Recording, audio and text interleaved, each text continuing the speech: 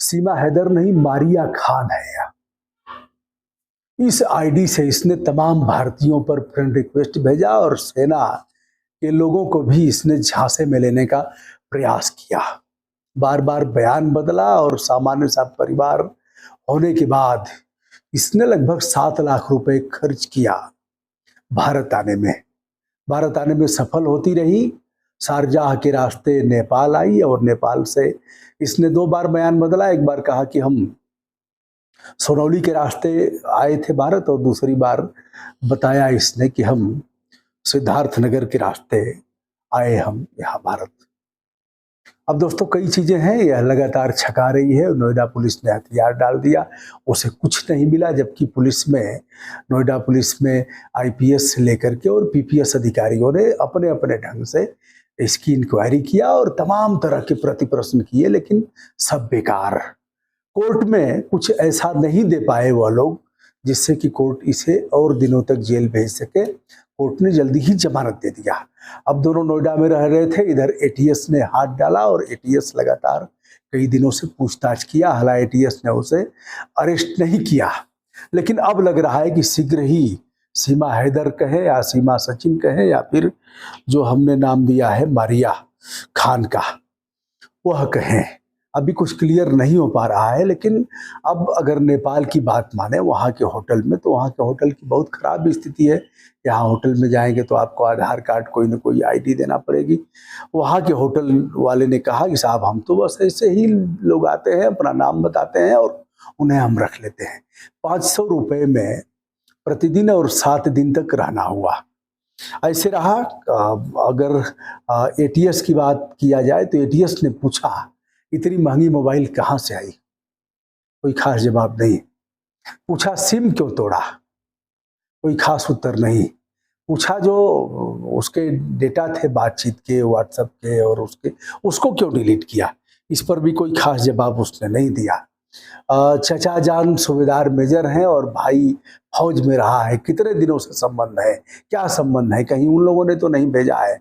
कहा कि हमारे संबंध उनसे नहीं है और हम बहुत दिनों से उनसे नहीं मिल पाए हैं। इस पूरे वार्ता और पूरे जांच के प्रश्नों के दौरान वह रोती रही, चिल्लाती रही और यह कहती रही हम भारत छोड़ करके नहीं जाएंगे, हमने हिंदू धर्म अपनाया है और हम मर जाएंगे, आत्महत्या कर लेंगे, लेकिन भारत से हम नहीं जाएंगे। सचिन से हम बेइंतहा प्यार करते हैं। 4 बच्चे गुलाम हैदर के ही हैं, जैसा कि मैंने बताया था। गुलाम हैदर के पिता आमीन ने अपराध दर्ज कराया था कराची में और 4 बच्चों के साथ इसके गुमशुदगी की रिपोर्ट दर्ज कराया था। चारों बच्चों का नाम और उनकी उम्र का भी उल्लेख किया गया था। यह बात तो सच है कि चारों बच्चे गुलाम हैदर के हैं और गुलाम हैदर से शुरू से इसके अगर अच्छे संबंध नहीं रहे होते तो यह 4 बच्चों की मां नहीं हो पाती। गुलाम हैदर अभी भी इसे अपनाने की बात कह रहा है, लेकिन यह जाने के लिए किसी भी कीमत पर तैयार नहीं है। जहां तक सचिन का सवाल है, हो सकता है सचिन इसे छोड़कर भाग जाए, क्योंकि ऐसा वो झेल नहीं पा रहा है, उसका बाप भी झेलने की स्थिति में नहीं है। लेकिन अब वह भी भग नहीं पाएगा, क्योंकि चारों तरफ पुलिस का पहरा है और पुलिस एक एक बिंदु पर वीडियो रिकॉर्डिंग कर रही है, उसकी रिकॉर्डिंग कर रही है और एनआईए को पूरी रिपोर्ट भेजी जा रही है।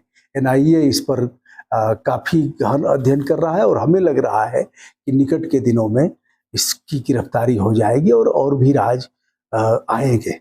एक बात बड़ी साफ सी है कि हमारी एजेंसियां, हमारे पुलिस विभाग के लोग और इस तरह जिनके ऊपर जिम्मेदारी दी गई है, वह बहुत देर से चेत रहे हैं। 4 बच्चों को लेकर के आना, भले ही वह शारजाह से नेपाल के रास्ते भारत आई है, लेकिन नेपाल से भी भारत आने में एक बार वहाँ की सीमा को भी सशक्त करना पड़ेगा।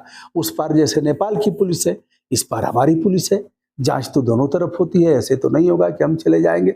लेकिन मैंने जो देखा नेपाल के रास्ते आने जाने का, जैसा कि मैंने आप सभी को बताया था, किसी भी तरह कोई खास रोक टोक नहीं है। आप उस नेपाल की सीमा में घुसेंगे, वहाँ को घूमेंगे, बाहर आएंगे, कोई कहीं से कोई दिक्कत नहीं है। ऐसे मामले में अंग्रेजी पढ़ने के लिए दिया गया तो उसने अंग्रेजी भी पढ़ लिया, हिंदी के कुछ परिष्कृत शब्दों का प्रयोग किया गया, एनआईए उसने एटीएस ने पूछा ऐसे शब्दों को कैसे सीख लिया। उसने कहा साहब पबजी खेला हमने, पबजी में बड़ा मजा आया, खूब मजा लेती रही, मजा लूटते लूटते और हमने हिंदी भी सीख लिया और भारत को हमने जान लिया। हनी ट्रैप के मामले पर सवाल किया गया तो उसने कुछ खास उत्तर नहीं दिया, लेकिन जो आईडी है वह गलत आईडी, मारिया खान के नाम से ही आईडी थी। तो एक तो यह है फ्रॉड प्ले है, गलत नाम से आईडी बनाई गई, एक तो यह है। दूसरे, इन लोगों ने जो होटल में रह करके 7 दिन बिताया है उस होटल में भी गलत नाम इन लोगों ने अंकन कराया है, तो यह भी एक फ्रॉड प्ले का मामला है। तीसरी बात कि पाकिस्तान से आने पर भारत को कोई सूचना न देना, कोई अच्छा 2-2 पासपोर्ट हैं, दोनों पासपोर्ट अलग अलग नाम से हैं, यह भी एक फ्रॉड प्ले का मामला है। तो ऐसे में जितने मामले हैं और झूठ बोलने के मामले हैं, अगर सब पर देखा जाए तो 419, 420, 467, 468 यह सब फ्रॉड प्ले की धाराएं हैं और इसमें कम से कम हाई कोर्ट से जमानत इसकी होगी, ऐसा कहा जा रहा है। लेकिन अभी तक नोएडा पुलिस ने इसे केवल और केवल लैला मजनू का मामला माना था। सचिन के लिए लाख चिंता करती हुई और देखी जा रही है। सचिन भी आप देख रहे हैं कोई पढ़ा लिखा है नहीं, सचिन मीना, और यह भी 5वीं पास है, लेकिन यह अंग्रेजी भी बोल लेती है, काम चलाऊ, हिंदी भी बोल लेती है, उर्दू भी बोल लेती है और भी फारसी वगैरह के शब्दों का भी प्रयोग कर लेती है, अरबी का प्रयोग कर लेती है, क्योंकि वहाँ भी इसका रहना हुआ है। तो यह संदेह के बादल लगातार मंडरा रहे हैं। संभवतः लाई डिटेक्टर से भी इसकी जांच की जा सकती है। दोस्तों, यह रहा पूरा मामला। आगे क्या होगा अभी तो समय ही बताएगा, लेकिन सीमा हैदर कहें, सीमा सचिन कहें अथवा मारिया खान कहें, यह लगातार जांच एजेंसियों को छकाते जा रही है, लगातार डार्क में रख रही है, झूठ बोलते जा रही है। आगे देखते रहिए, आगे आगे होता है क्या। ब्रजभूषण दुबे का विनम्रता के साथ सादर नमस्कार।